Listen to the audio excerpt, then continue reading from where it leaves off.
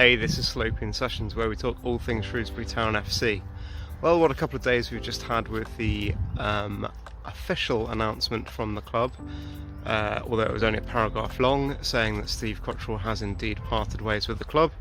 Whether he was pushed or whether he jumped, we still don't really know, and I doubt that we will really know the full true story. It will probably depend on who you ask, but at least that era is finally officially closed.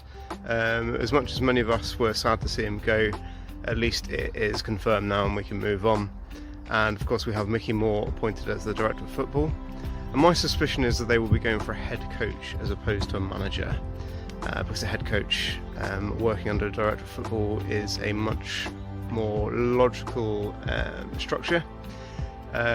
What the head coach would do is literally coach and manage the on-field activity, so during the games themselves, really, and training, whereas the director of football would deal with all the other stuff like buying and selling players, transfers, that kind of thing, whereas a manager is a bit of both all rolled into one. So to have a manager and a director of football might be a bit much, and I expect they would probably butt heads. So I expect that Roland has brought in Mickey as someone who he can keep on a bit of a shorter leash.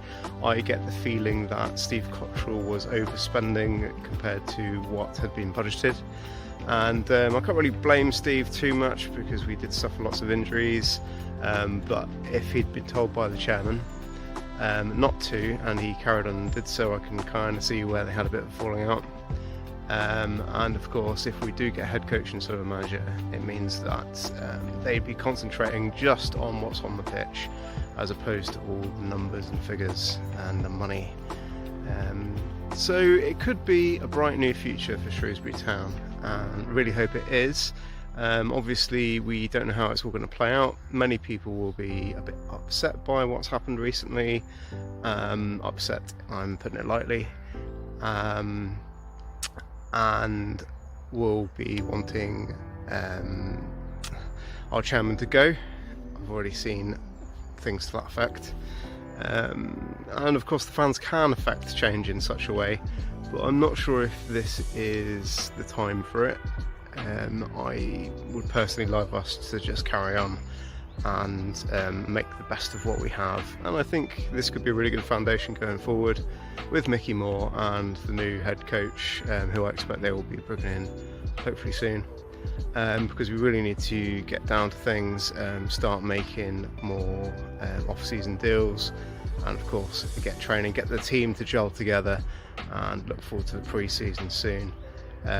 So moving forward, I expect to see Shrewsbury with a bit more of an idea of what they are as a club, in terms of having the director of football and then the head coach, and who answers to who's in charge of what, and may be living within our constraints a bit more, to keep the chairman happy.